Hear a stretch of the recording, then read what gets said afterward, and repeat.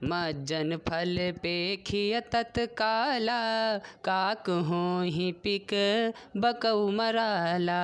सुनिया अचरज करे जन कोई, सतसंगति महिमा नहीं गोई।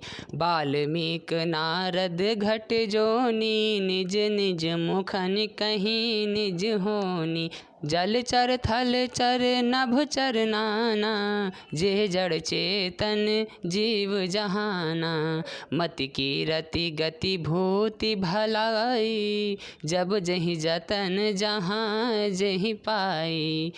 सो जानब सतसंग प्रभाव, लो कहूँ वेद न आन पाओ। बिनु सतसंग विवेक न होई, राम कृपा बिनु सुलभ न सोई। सतसंगत मुद मंगल मूला, सोई फल सिद्धि सब साधन फूला। सठ सुध रही सतसंगति पाई, पारस परस को धातु सुहाई। विधि बस सुजन को संगत परही, फनि मनि सम निज गुण अनुसरही। विधि हरि हर कवि को विद बाहनी, कहत साधु महिमा सकुचानी। सो मोसन कहीं जात न कैसे, साक बनिक मणि गुण गण जैसे। बंदौ संत समान चित, हित अनहित नहीं कोई। अंजलिगत शुभ सुमन जिमी, सम सुगंध कर दोई। संत सरल चित जगत हित, जानि सुभाउ सनेहु। बाल विनय सुनि करि कृपा, राम चरण रति देहु। सियापति राम जय जय राम। आइए अब इन चौपाइयों का भावार्थ पढ़ते हैं। इस तीर्थ राज में स्नान का फल तत्काल ऐसा देखने में आता है कि कौवे कोयल बन जाते हैं और बगुले हंस। यह सुनकर कोई आश्चर्य ना करें, क्योंकि सत्संग की महिमा छिपी नहीं है।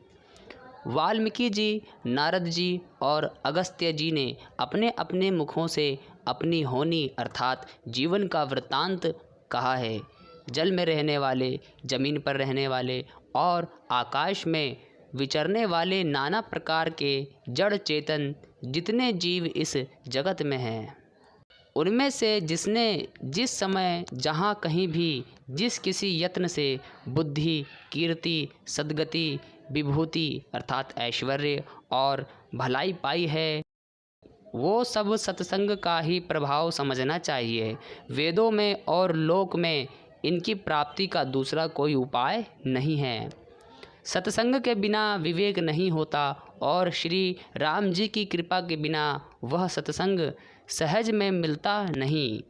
सत्संगति आनंद और कल्याण की जड़ है। सत्संग की सिद्धि अर्थात प्राप्ति ही फल है और सब साधन तो फूल हैं। दुष्ट भी सत्संगति पाकर सुधर जाते हैं, जैसे पारस के स्पर्श से लोहा सुहावना हो जाता है अर्थात सुंदर सोना बन जाता है।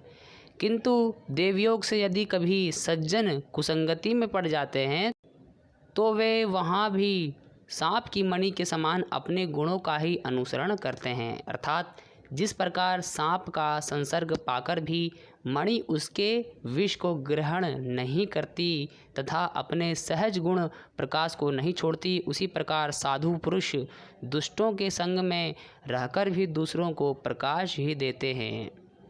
दुष्टों का उन पर कोई प्रभाव नहीं पड़ता। ब्रह्मा, विष्णु, शिव, कवि और पंडितों की वाणी भी संत महिमा का वर्णन करने में सकुचाती है। वह मुझसे किस प्रकार नहीं कही जाती, जैसे साग तरकारी बेचने वाले से मणियों के गुण समूह नहीं कहे जा सकते। मैं संतों को प्रणाम करता हूँ जिनके चित्त में समता है, जिनका ना तो कोई मित्र है और ना शत्रु। जैसे अंजलि में रखे हुए सुंदर फूल अर्थात जिस हाथ से फूलों को तोड़ा और जिसने उनको रखा, उन दोनों ही हाथों को समान रूप से सुगंधित करते हैं, वैसे ही संत शत्रु और मित्र दोनों का ही समान रूप से कल्याण करते हैं। संत सरल हृदय और जगत के हितकारी होते हैं।